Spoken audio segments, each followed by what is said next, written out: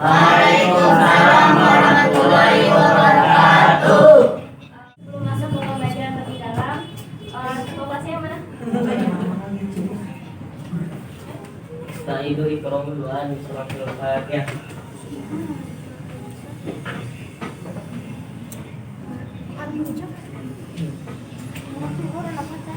Tasliman. Assalamualaikum warahmatullahi wabarakatuh. Oke, baik. Sedang perkenalan ya. Sekarang kakak mau mengenal kalian. Mulai dari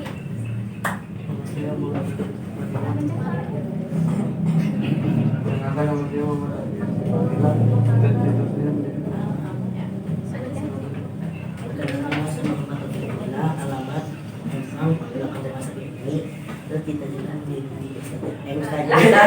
amin.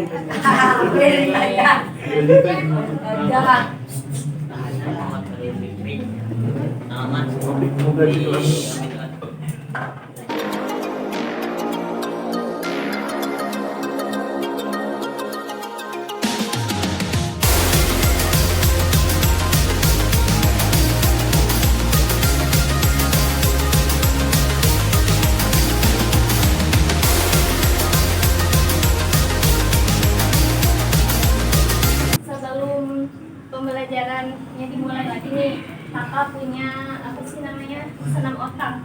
Jadi tangan kiri, telapak tangan kiri itu dibuka, lalu tangan kanan berbentuk pistol. Begitupun sebaliknya. Ketika kakak bilang 1, berarti itu pelan-pelan ya. 2 itu mulai kencang, dan 3 itu semakin mengencang. Oke, siap? Siap ya, dicoba dulu. Senam ini bertujuan untuk supaya kalian nggak ngantuk, nggak lemes, dan lebih fokus ya. Mulai ya, 1, 2, 3. 1,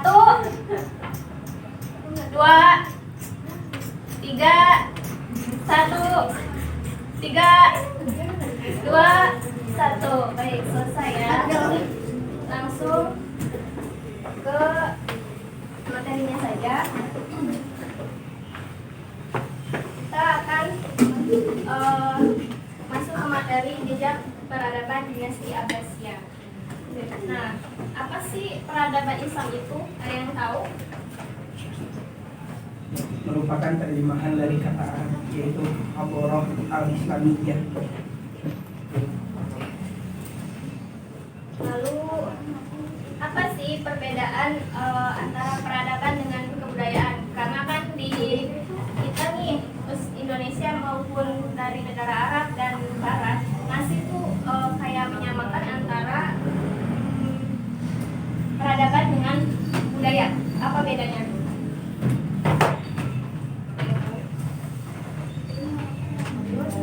Kalau misalkan kebudayaan itu dia tuh lebih kepada seni ya.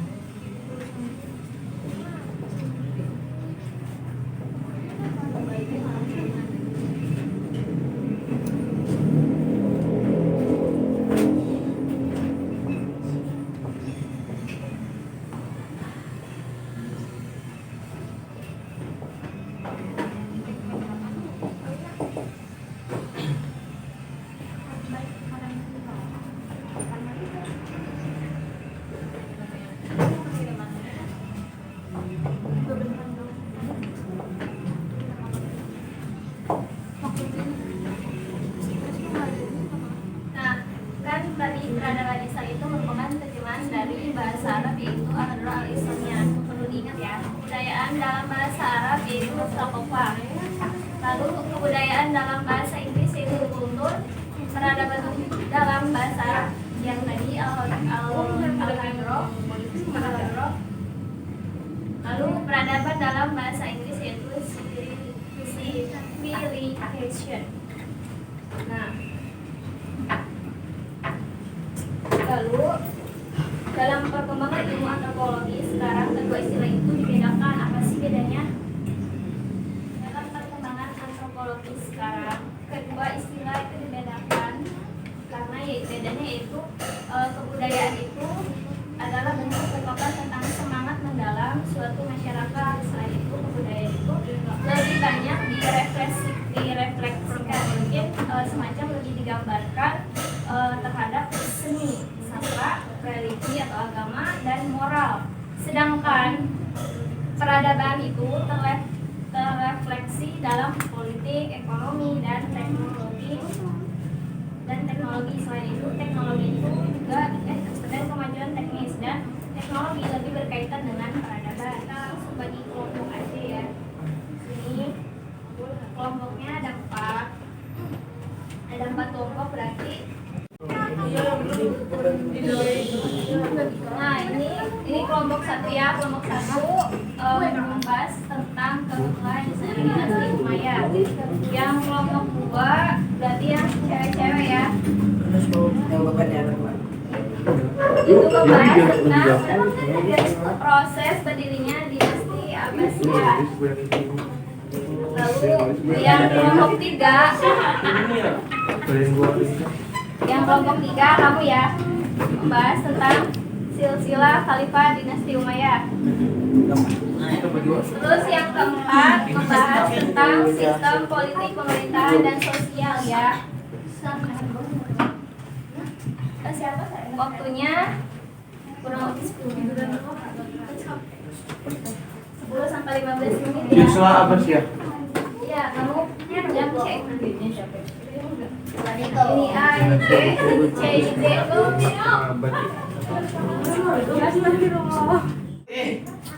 Yang keruntuhan dinasti. Assalamualaikum. Assalamualaikum warahmatullahi. Assalamualaikum warahmatullahi wabarakatuh.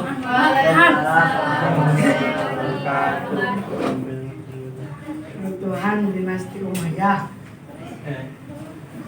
Dinasti Umayyah merupakan masa yang penting dalam peradaban Islam pada awal pemerintahannya.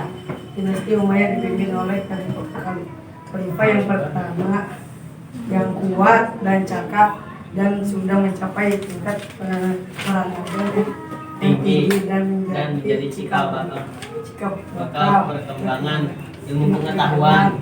Dinasti Umayyah berjaya kurang lebih selama 90 tahun dari 661 sampai 750 Masehi.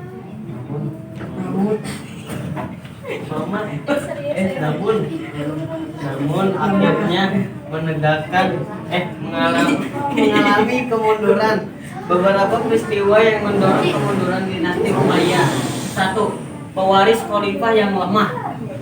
2. Tidak ada tata cara pengangkatan khalifah. 3. Pemindahan ibu kota dari Madinah ke Damaskus. 4. Para ulama kecewa kepada para penguasa.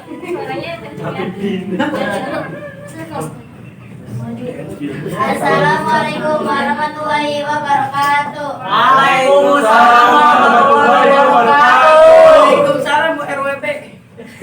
Proses berdirinya dinasti Abbasiyah. Jatuhnya kekuasaan dinasti Umayyah pada tahun 160 Masehi menjadi tonggak awal berdirinya dinasti Abbasiyah. Dinasti Abbasiyah mewarisi imperium besar dinasti Umayyah dan kemudian mengembangkan peradaban Islam sehingga mencapai puncak kejayaan. Khalifah pertama dinasti Abbasiyah adalah Abdullah bin Muhammad bin Ali bin Abdullah bin Abbas bin Abdul Muthalib.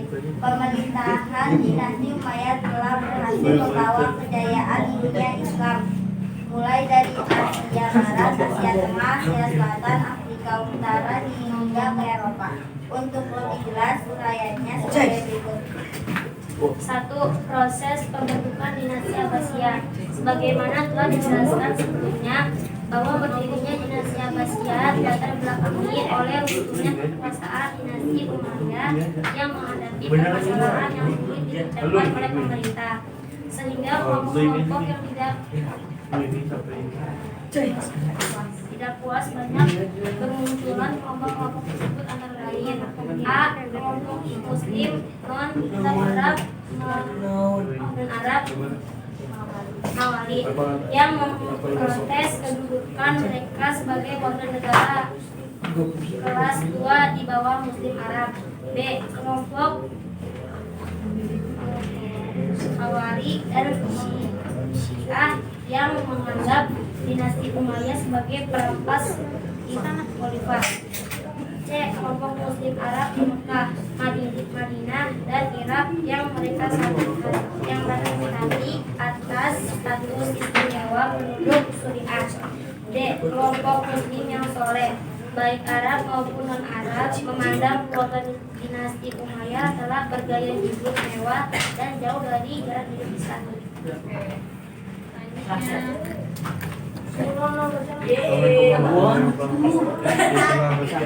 Dia berpuasa selama 5 tahun dari 596 Hijriah atau 750 sampai 1258 Masehi. Khalifah Abbasiyah menjadikan Kufah menjadi sebagai kota besar.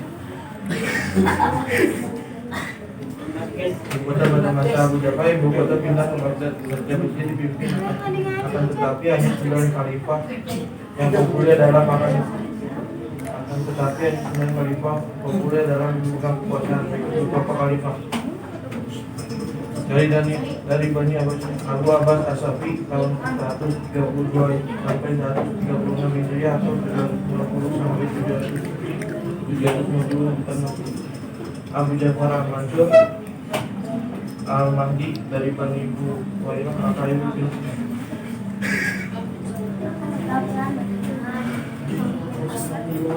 Al-Qadir bilah 2 Al-Hadi bilah 3 Al-Mustafi dari Bani Sajuk Al-Mutadi Basar bilah Al-Mustaqil bilah Al-Musyari bilah.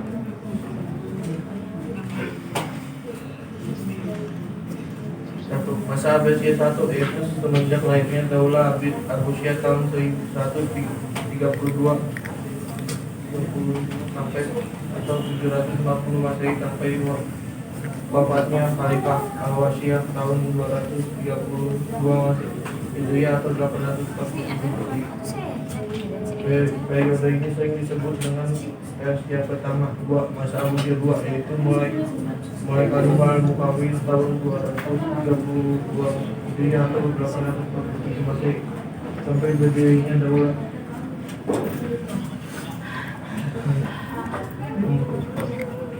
Baghdad tahun 334 Hijriah atau 946 Masehi. Disebut masa pengaruh Turki pertama. 3 masa Abbasiyah 3 yaitu dari berdirinya Daulah Buwaiki tahun 334 Hijriah sampai 946 Hijriah Masehi sampai nanti tahun Kawal Arjun ke Baghdad tahun 447 Masehi Hijriah atau 1550 Masehi. Kode ini disebut juga masa pengaruh Persia tua. Selanjutnya terakhir. Notebook. Ibu, PDP.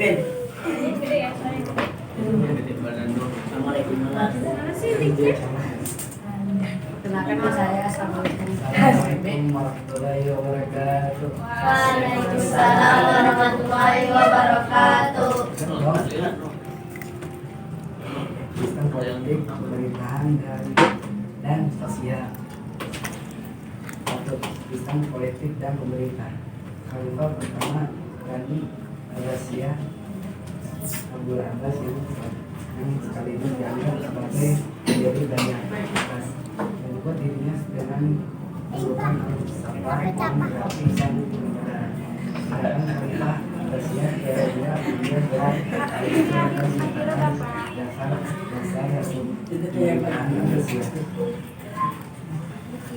Khalifah Abbasiyah mengambil peran besar imam memimpin masyarakat muslim bertujuan untuk menekankan keagamaan kekhawatiran. Al-Maktum Al-Ghazal dianggap sebagai pendiri kedua dan dinasti Abbasiyah di masa pemerintahannya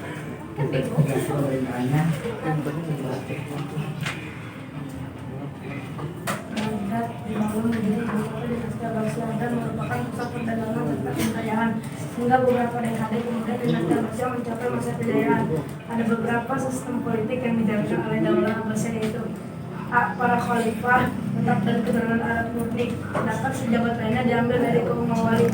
B. Kota Baghdad dijadikan sebagai ibu kota negara yang menjadi pusat kegiatan politik, ekonomi, sosial, dan ataupun kebudayaan serta terbuka untuk siapa saja, termasuk bangsa dan penganut agama lain. C. Ilmu pengetahuan dianggap sebagai sesuatu yang mulia, yang penting dan sesuatu yang harus dikembangkan. D. Kebebasan berpikir sebagai hak asasi manusia. 2. Sistem sosial. Pada masa ini, sistem sosial adalah sambungan dari masa sebelumnya atau masa dinasti Umayyah. Pada masa ini terjadi beberapa perubahan yang sangat mencolok, yaitu A. Tampilnya kelompok Mawali dalam pemerintah serta mendapatkan tempat yang sama dalam kedudukan sosial. B. Kerajaan Islam Daulah Abbasiyah terdiri dari beberapa bangsa yang berbeda-beda seperti bangsa Mesir, Syam, Jazirah Arab, dan lain-lain. C. Perkawinan campur yang melahirkan darah campuran. D. Terjadinya pertukaran pendapat sehingga muncul kebudayaan baru. sekian dari kita. Wassalamualaikum warahmatullahi wabarakatuh. Nah, baik, dari apa yang kalian tulis dan apa yang kalian presentasikan, ada yang masih diingat ya, dipahami ya, dapat dipahami. Sampai sini ada yang ditanyakan nggak? Sebelumnya ada materi yang dari mana ngerti?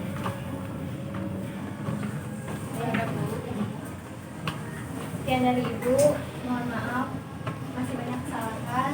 Assalamualaikum warahmatullahi wabarakatuh. Waalaikumsalam.